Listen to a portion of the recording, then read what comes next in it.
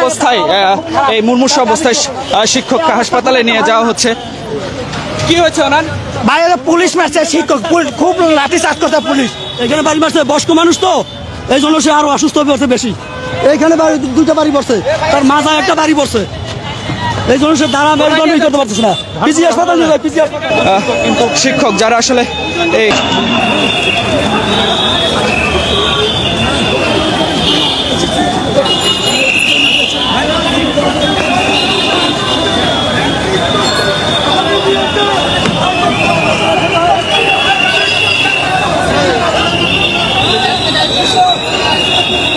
আসসালামু আলাইকুম প্রিয় দর্শক, আজকের নতুন একটি ভিডিওতে আপনাকে স্বাগতম।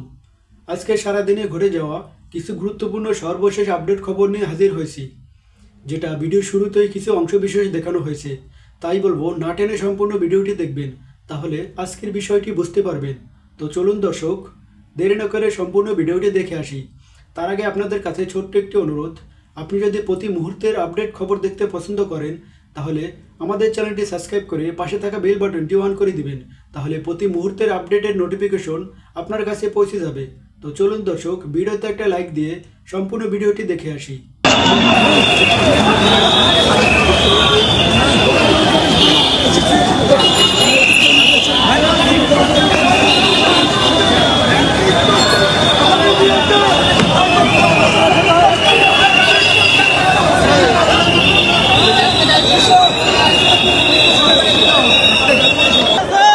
শিক্ষকরা কিন্তু এই মুহূর্তে শুয়ে পড়েছে, কেউ কেউ কিন্তু বসে পড়েছে, এবং এখানে কিন্তু দেখছি যে আইন শৃঙ্খলা বাহিনীর সদস্যরা কিন্তু ব্যাপক রয়েছে।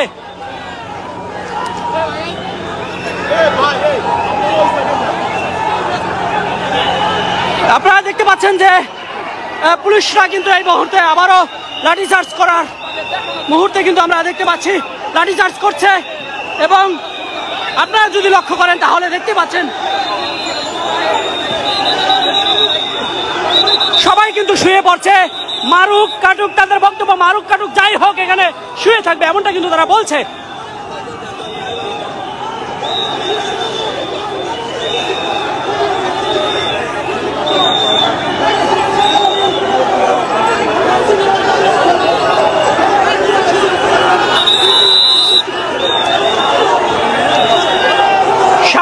বর্তমান চিত্র সেটি কিন্তু একটু দেখানোর চেষ্টা করছি, এবং এই মুহূর্তে আপনারা জেনে থাকবেন যে বেশ কয়েকদিন ধরে কিন্তু ইত্তেফাই মাদ্রাসার যে শিক্ষকরা তাদেরকে জাতীয়করণের দাবিতে বেশ কয়েকদিন ধরে কিন্তু প্রেস ক্লাবে, জাতীয় প্রেস ক্লাবের সামনে আবারও জল দিচ্ছে, আমরা সেটি কিন্তু দেখতে পাচ্ছি।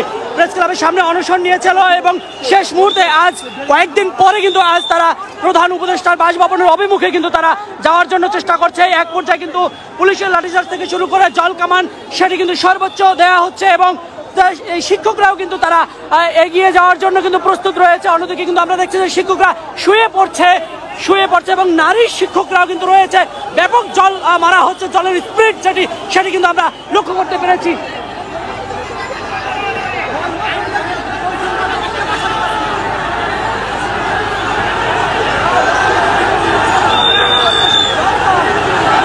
আমরা দেখতে পাচ্ছি যে অবশেষে জল থামিয়ে দিয়েছে, এবং এক পর্যায়ে কিন্তু আমরা দেখছি যে পুলিশ যে লাঠিচার্জ করেছে সেটি তো কিন্তু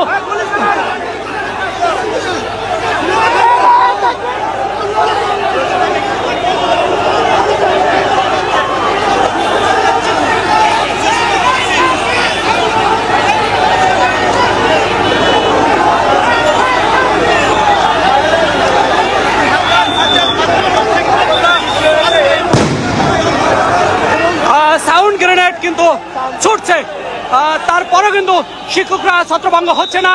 আমরা ইতিমধ্যে দেখছি যে সাউন্ড গ্রেনেড মেরেছে আইন শৃঙ্খলা বাহিনীর পক্ষ থেকে, এবং জল কামান করা হয়েছে, আরো একটি সাউন্ড গ্রেনেড মেরেছে, সেটি কিন্তু আমরা লক্ষ্য করতে পেরেছি।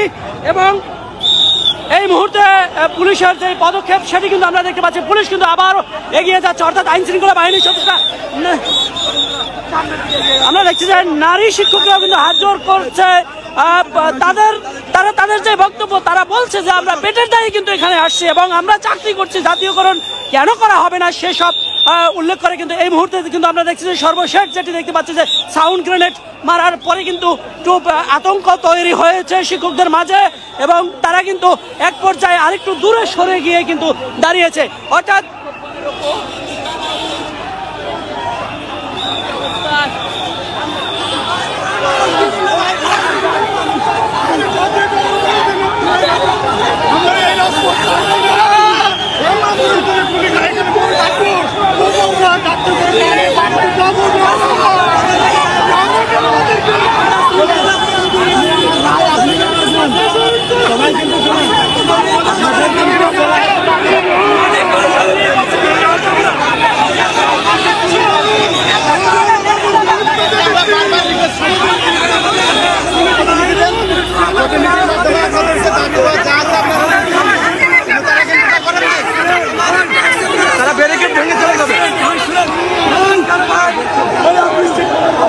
একটু যদি জানিয়ে রাখতে চাই, এই মুহূর্তে আপনারা দেখতে পাচ্ছেন যে শাহবাগের যে সর্বশেষ অবস্থা সেটি কিন্তু আপনারা লক্ষ্য করতে পেরেছেন।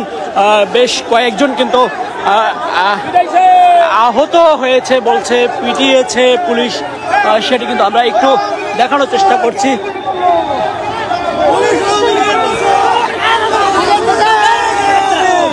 উনি একজন আহত অবস্থা এবং পুলিশ সদস্য নিজে কিন্তু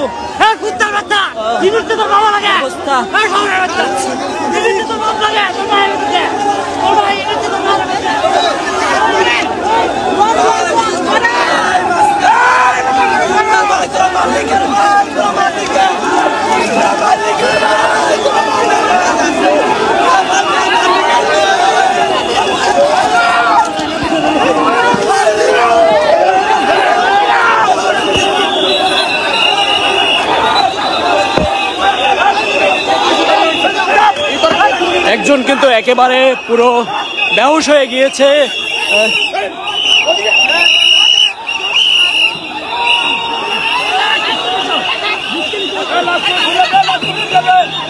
তাকে কাঁধে করে নিয়ে যাওয়া হচ্ছে বেশ কয়েকজন।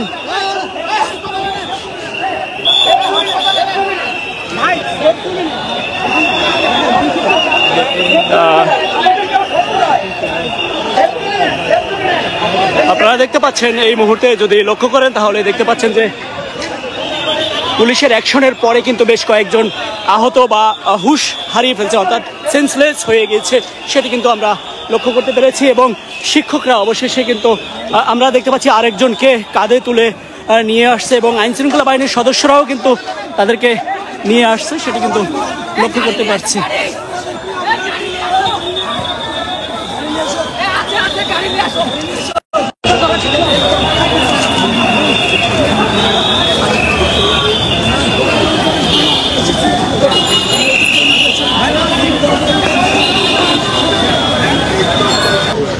কি হয়েছে ওনার? বাইরে পুলিশ মারছে, শিক্ষক খুব লাঠি চার্জ করছে পুলিশ। এখানে বাড়ি মারছে, বয়স্ক মানুষ তো, এই জন্য সে আরো অসুস্থ হয়ে পড়ছে বেশি। এইখানে দুইটা বাড়ি পড়ছে, তার মাথায় একটা বাড়ি পড়ছে, এই জন্য সে দাঁড়া মেরুদণ্ডই করতে পারতেছে না। পিজি হাসপাতাল নিয়ে যায়, পিজি হাসপাতাল। কিন্তু শিক্ষক যারা আসলে এই আহত হয়েছেন তাদের একে একে হাসপাতালে নিয়ে যাওয়া হচ্ছে, এমনটি কিন্তু আসলে আমরা দেখতে পাচ্ছি। যারা যেখান থেকে এই লাইভটি দেখছেন অবশ্যই লাইভটি শেয়ার করবেন এবং আপনাদের মতামত জানিয়ে দেবেন, আমরা আপনাদের সরাসরি দেখানোর চেষ্টা করছি। তো আমরা তাদেরকে অনেকবার কথা বলেছি, বুঝিয়েছি এভাবে গেলে শান্তি শৃঙ্খলা ভঙ্গ হওয়ার সম্ভাবনা থাকবে।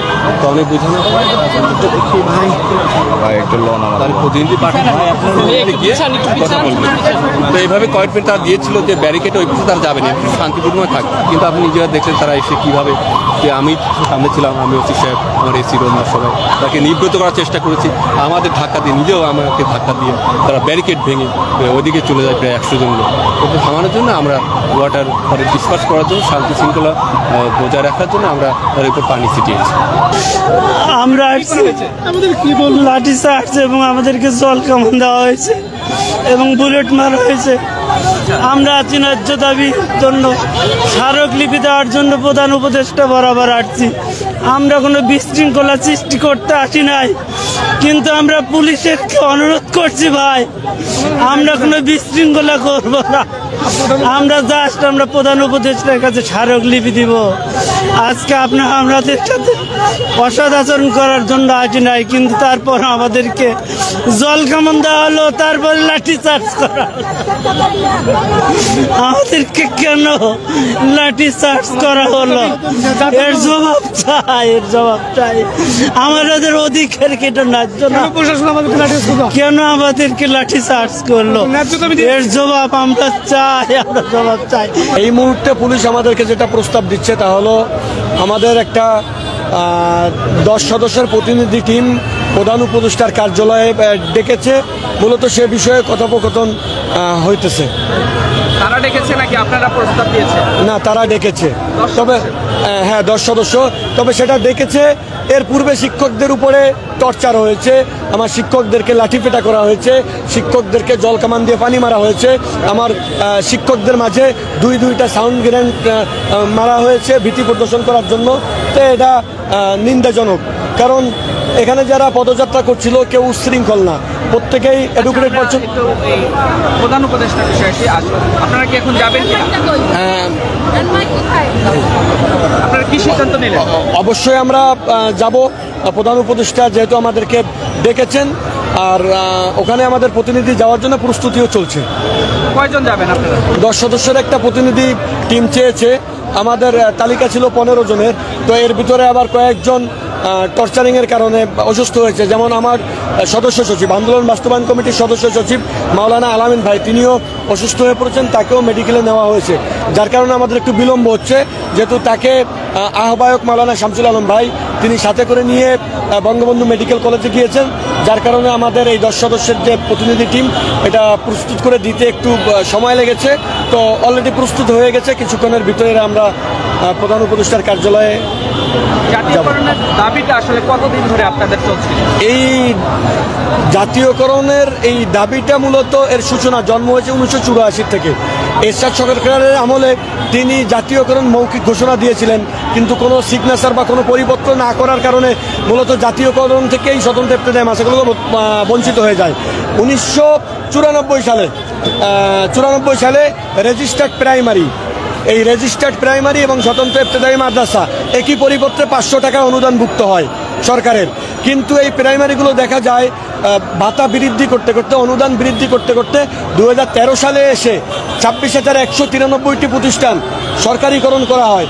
কিন্তু ভাগ্যের নির্মম পরিহাস যে একটি ইবতেদায়ী মাদ্রাসা সরকারিকরণ তো দূরের কথা, এদেরকে এমপিওকরণ তো নয়, অনুদান পর্যন্ত বৃদ্ধি করা হয়নি।